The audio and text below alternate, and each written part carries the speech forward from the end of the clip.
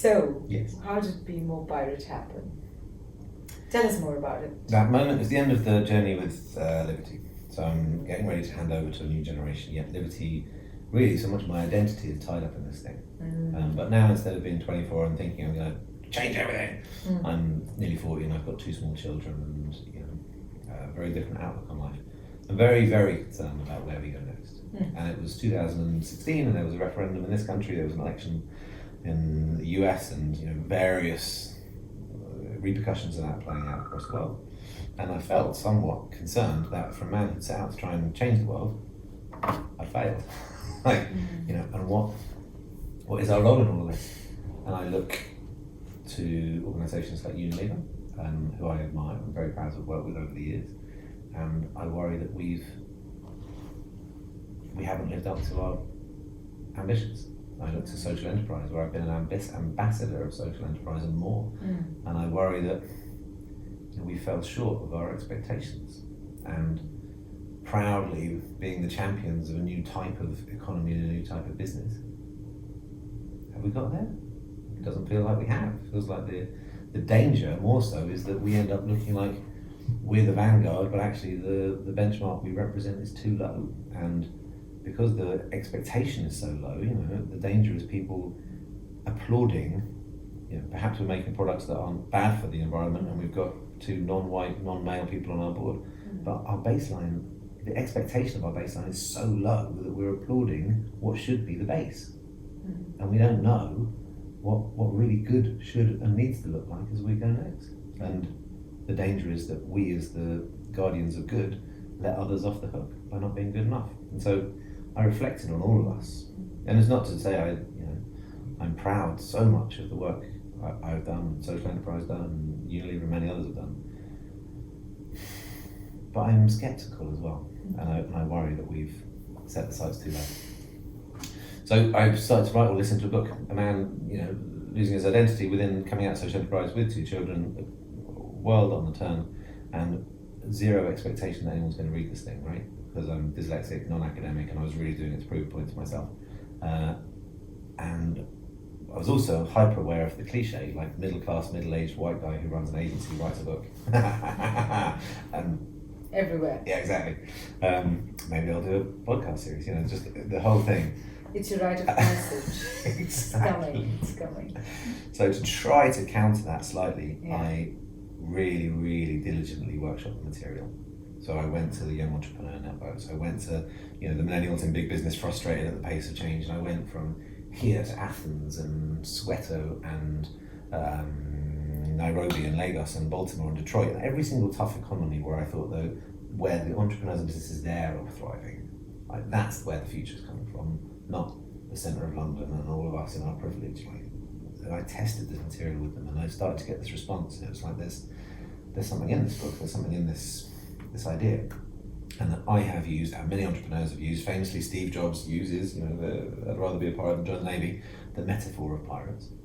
But as I felt the need for some role models that I think we lack, notable exception of Unilever aside, I think there is a vacuum of imagination at the leadership of most organisations, and in that gap we're running into trouble. And I think the next generation are looking more often to the side than they are looking up. And I started to think this metaphor of pirates actually runs true. And I started to do my research properly, and I found out some things that nobody seems to know about pirates. Like?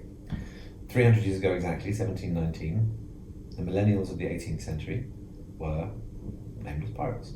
They weren't really what we think of pirates. They weren't the jolly vagabonds. They were professionals who'd been doing exactly the same thing for the last 150 years under government sanction, robbing at sea, Spanish gold. And because the diplomacy meant that the rules had changed, they didn't just reject this really broken system, but they rewrote some rules of it. Now, the backdrop is international interconnected conflict, which nobody knows which is ways right or wrong, sound familiar? An upper establishment with no real sense of democracy, but their own self-interest at heart, sound familiar? This generation was locked out of its own future because there wasn't really a roadmap or a plan for them, and mass innovation was threatening huge amounts of redundancy, sound familiar? And rather than suck it all up, there has to be another way. And so they left at sea. They used the business model of the hour, and they started to rewrite rules that rejected the way things had gone before. So instead of taking deeply stratified, hierarchical, brutal systems, they create fair pay and equality in what we would call holacracy or flat systems. Instead of taking this non-democratic and really exploitative notion, they create some of the most democratic, in fact the first proto-democratic republic of its type. Instead of accepting, the inequality of the time, they was like releasing people of colour from the slave trade and giving them equal rights and responsibility. You had female captains and figures of leadership. And so they just pushed back on everything that was immoral and improper and not working, and created this petri dish of democracy, of equality, of liberty, of justice.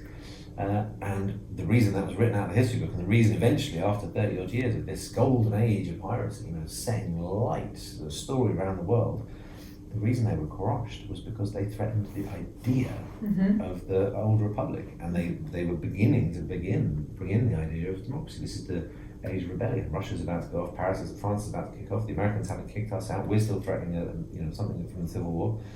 And truthfully, they are the missing link in our understanding of workers' rights.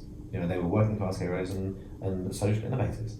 But the big jump from the English Civil War, the fights around workers' rights, and then you leap forward to the cooperative movement, the suffragettes and trade unions. The pirates represent a missing part of the DNA of it. And that's why they were crushed, and that's why their history was written out, because they threatened the order. And that's why, as I look to this generation now, who cannot look up, there are very, very few individuals that you can really point out demonstrating the kind of leadership the world needs. Yeah. And so here's a generation who I would prefer to see set out to see and begin some petri dish experiments of, with crumbling and failing institutions around us. What we need to do is not prop them up any longer than is required, but give space to the new ideas for organising that will take place in the shadows, and in there is what I'm calling pirate. So how does a company like Unilever be more pirate? What would be your examples, advice? I think it's pretty hard. I think that the central argument of the book is the biggest mistake we can make right now is to believe the way things are is the way they have to be. And Unilever, I perceive, has a bit of a challenge on its hands, because there is a really brilliantly articulated intellectual argument of which you provide visionary leadership, no doubt, within some of the most influential parts of the world. And then there's a kind of a middle tier who are delivering that, and the back end of it, absolutely there's advances being made in terms of innovation, packaging, recycling, everything else. And then there's the reality, right, where the rubber hits the road, and the majority of our customers are in supermarkets and environments around the world, and it's less well intended, and you're still involved in a ground war for price point and promotion and shelf distribution, where all the revenue comes from. And if you speak to those members of your team, they believe less in the big message, and they don't necessarily believe that they're given the suitable air cover, or that the argument for purpose, intellectualized as it is given to them in the kind of marketeer's handbook of how you win more racking in Asda, where we're going to sell the majority of our soap powder. So my principles of being more pirate, the first one is getting really close to the uncomfortable truths of all of this, really the uncomfortable truths of it, giving people the space and spirit for rebellion.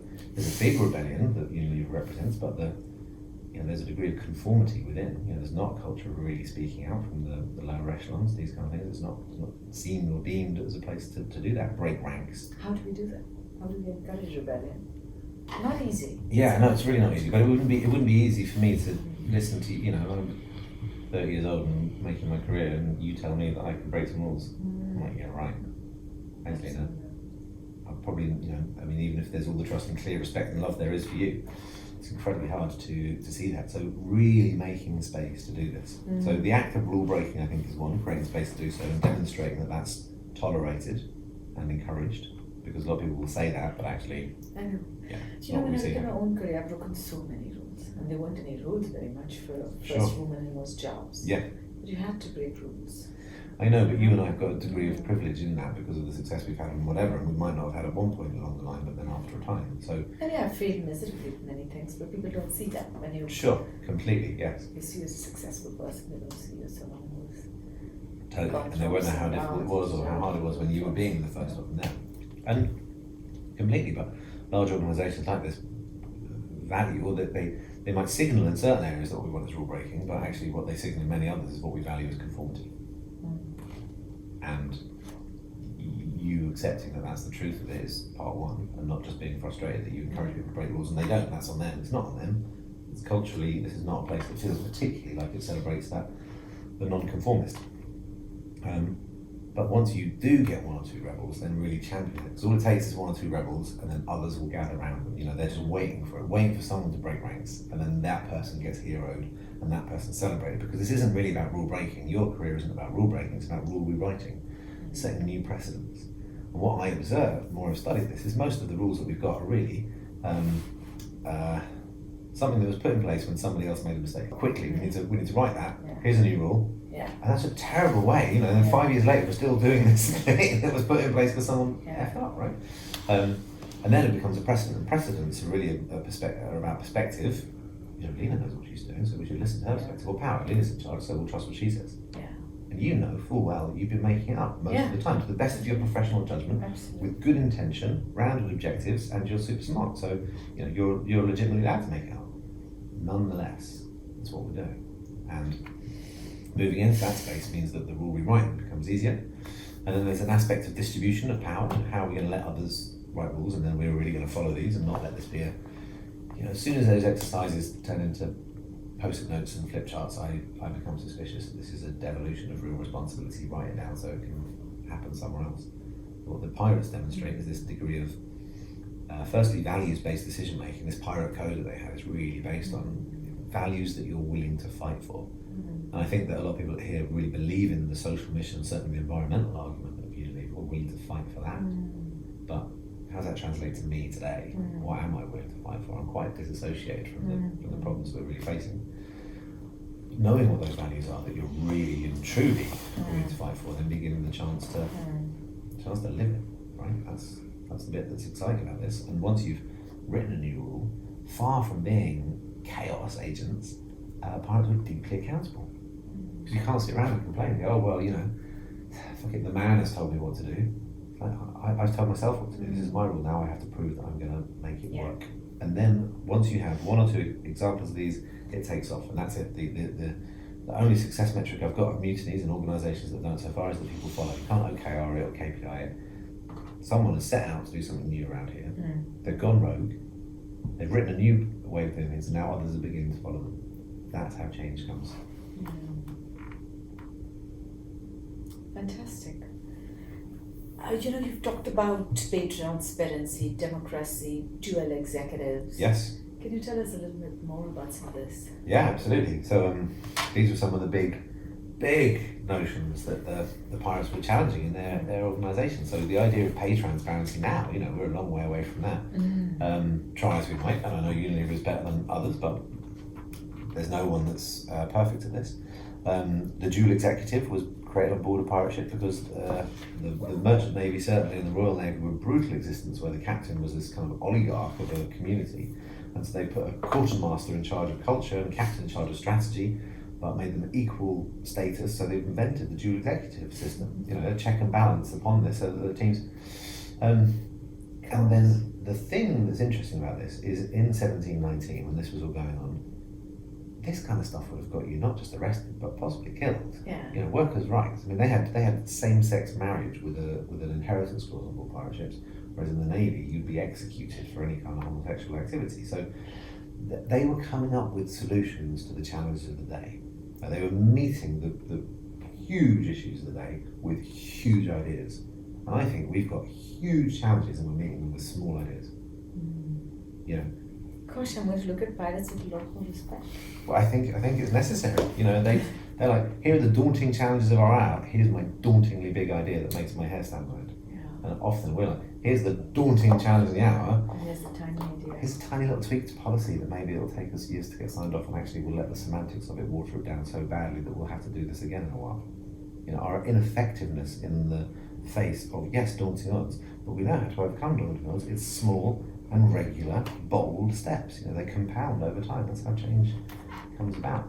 And so, yes, I think in the vacuum of otherwise inspirational leadership, perhaps it's time to relook at, we know the great heroes of the civil rights movement and the suffragettes, and we know absolutely these are people who are willing to do the wrong thing.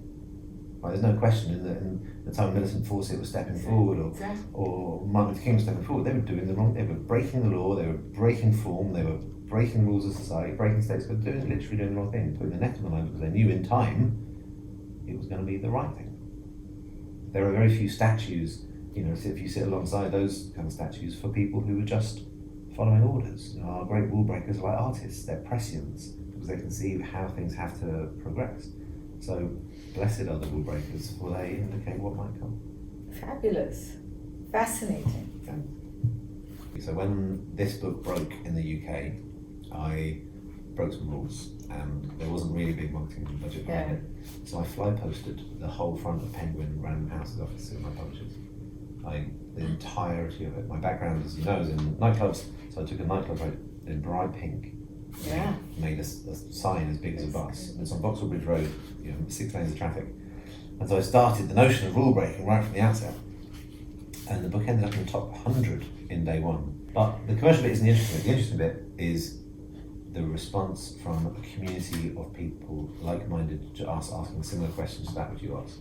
So how do we get this happening here? And at first I thought, these are just the crazies who I read books and write to authors, of which there are some.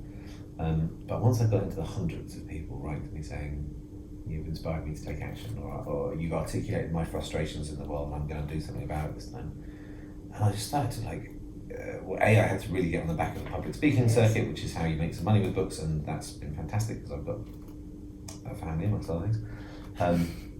But this community, I didn't know what to do with for months. Wow. And so at the end of last year, I said, I need to know whether this is real. And I sent a single tweet into the universe and said, Dear Pirate Movement, as you keep getting called, are you really there? Yeah. I've set up a date on Eventbrite with 150 tickets. I'm not going to talk at it.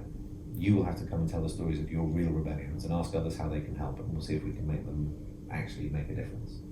If you're not there, don't worry about it. If you're really there and you want to do something, then come. I'll organise drinks.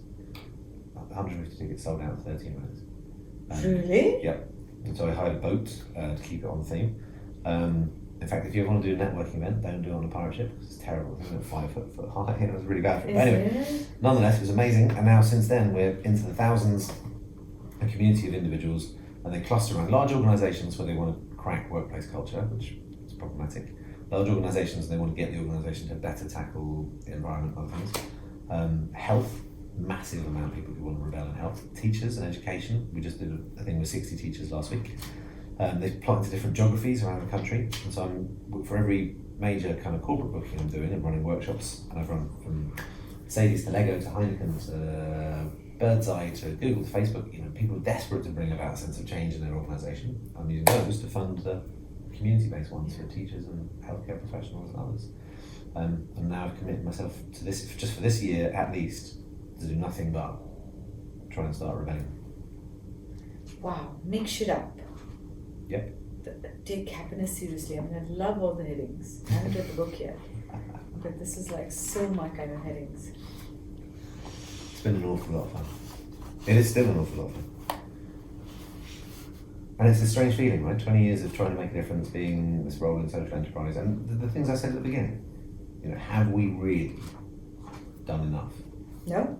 And suddenly I find myself with this funny little pink paperback £10 book in my hand, and the power was never what I thought it was. The power is in the individuals and in this notion of leadership that we've got, which is more often than not some white bloke on a stage somewhere, and the leadership we need isn't that at all. It's in every single individual out there thinking they have got what it takes to make the difference that they're meant to make. What happens to pirates when they stop being pirates? Well, all I pirates. didn't know they had a career path or something. There isn't really a career path. It's not a job for life. It is a transient moment. It's as a tool for those of us in business, right? There are two real moments when piracy becomes a legitimate tool. One is when there's new territories. We need new growth from new opportunities, new markets, or we know there's new space we've got to go into. Pirates are typically better than that, than the Navy, because they're willing to go further and faster into unexplored territories where there's not a map. The other one is when there's stagnation. So the need for innovation or there's blockage. And if you look at pirates across history, so whether it's the pirate radios that broke the state-backed monopoly of the BBC, or whether it's the pirate laboratories, which are pushing pharmaceutical research and biotechnology farther than Big Pharma can do because they're interested only in their profitability, or whether it's the dawn of the internet and iTunes being largely based on LimeWire, or Netflix being based on Pirate Bay. There are roles when piracy really is fundamentally useful in driving things forward, making waves at the edges as pirates do, that then become ripples that then form the centre. So that's the process of change. And then the pirate's job is done. And then, there's the famous quote of Steve Jobs talking about rather be a pirate than join the Navy. Apple is definitely not a pirate organisation. It's as Navy as can be Navy, but they know their threat is not going to come from other major tech companies, it's going to come from pirates. So it's a way, it's a cycle. So the golden age of pirates, where I'm citing this new level of history, it got to 1720s. The monarch back in England was very scared, both of the American claims for independence, of rebellion around the world, the French Revolution dawning, and the rest. And so he crushed. There's a really clear report that he commissioned. The threat of the pirates isn't just the rascalry, the drinking, and the tomfoolery of the women. It is the democracy, the care for the weak and the injured, the equality of say and opportunity. They're in this proto-democracy in the Caribbean that they're running. That is the threat that they represent to the old order. So they sent the fleet and crushed them completely. And then I think I found the next step of them, because they are this missing link in the story of workers' rights. And in the same towns and villages in Wales, which is where the majority of pirates come from, all up and down the west coast, but they cluster around Wales, are born the fathers and mothers of the cooperatives, and the early Fenwick weavers up in the west coast of Scotland, and then the whole cooperative movement begins to emerge. And when I got to the Cooperative Museum, I found the 7 founding principles of the COPs. 6 of them are in the Pirate Code. So that about the idea of equality of pay, about all members having a say, about the dynamic notion that the membership looks after one another. So the Pirate Code becomes the foundation of the cooperative movement. And this makes sense because the pirates were at sea, battling the fledgling economy and the dawn of capitalism and the trade routes. And then back here, you've got the beginning of industrialisation, and the same response takes place. We've come up against this threat before. We need fairness and equality, and so the cooperatives take on the mantle of the pirates. So that it's transient. The bigger the wave you make at the edge, the greater the ripple it's going to be, and the more its potency when it reaches the middle. But your idea is to change culture, which takes place over time. Fantastic. Thanks very much. I think it's a legitimate strategy, being more pirate. Large companies. I enjoy the paradox of that statement. Yeah.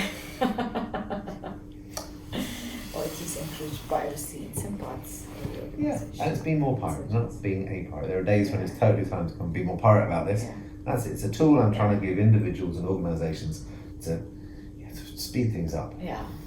It's funny how the dots are connecting in my head. We spoke to Jeremy Hymans about New Power, which is a lot about we're quite close in our thinking. The old power, you tell people to do stuff, they do it. What you're talking about is again a kind of new power where power resides in people who have the ideas, the passion to move.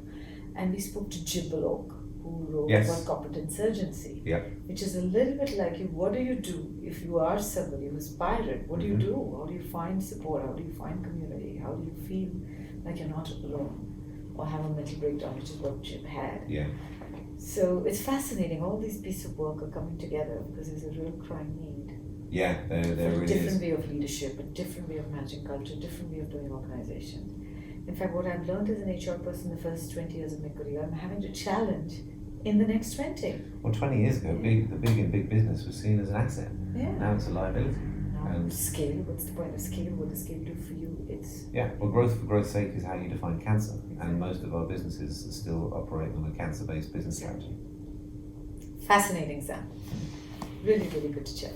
Thank you very much indeed. Fabulous, and thanks so much for coming along with me and helping me spread the word. That's my absolute pleasure. I'm very proud to be here on your birthday week and give you the gift of being more pirate. What this does is it analyzes everything that's happening externally and internally on all the chatter mediums externally and internally, and gives me a feed of what's in discussion at the moment on topics that I'm interested in. So right now it's only feeding external stuff. The internal stuff is internal people survey, etc. When you see it, you'll know it's internal stuff. How interesting. So it's your Yeah, it's own good fun. segment This of is- social media, internal It's chat a bit or like,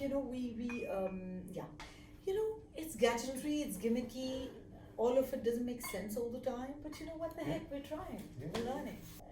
And tell us a bit more about being more pirate, but first show me your blazer. Oh my god, can I see it properly? You know as well as I do, don't you? You gotta live this brand, right? You're a pirate. You wear it and you immediately transform. Yes, That's how it yeah. goes. Oh my god. Do I look more pirate? But why do you hide it then? Why do you hide it? Because it's a subtle, it always happens. So I'll turn up somewhere and people look at me and I know what they're thinking, and they're thinking, he doesn't look like a pirate, he looks more like a young conservative. So Yeah. we've been You missold. actually look like David Cameron when he was a little younger. I'm really deeply offended. You're getting good pictures. Yeah. More upon You those need to visions. dry this off or you're going to fall sick, Sam. I know, I just cycled over here to not be late. I am so impressed and thank you for that. My grandfather, Stanley, great-grandfather Stanley, served in India. I never met him. My mother gave Where him, in India did he serve? Rajasthan, Wow. and therefore my grandfather went to India to try and track down something of his father that he had lost. He then died when my mother was very little, so she then went to India to try and track down something of his, and then my father died when I was very little. So my mother gave me this envelope of things, bits of my dad's, my grandfather, and my great-grandfather. And in there I found a receipt of my great-grandfather who'd got a suit made at a suit maker in Jermyn Street before he'd gone to India. So when I got my advance from the book, I thought it was time to get my first ever tailor-made suit, right? Because that's what you spend your book on. Suits. Yeah. And I went to Jermyn Street and their tailor wasn't there. I tracked them down, they'd merged with another tailor years ago. So I tracked them down and I looked in the window and one of their signature motifs was a skull and crossbones. Because they used to do the uniforms for Eton, and one of the houses at Eton is a skull and crossbones. And suddenly it's like history, multi-generations, chance, opportunity, and this inner thought message I've got about how we disrupt the old guard's hold on capitalism. It all came together in one fell move, so I bought 2 suits. Also, it turns out if your suit has got a logo on it, it counts as uniform, which makes it tax deductible. I've learned things I never thought I would learn.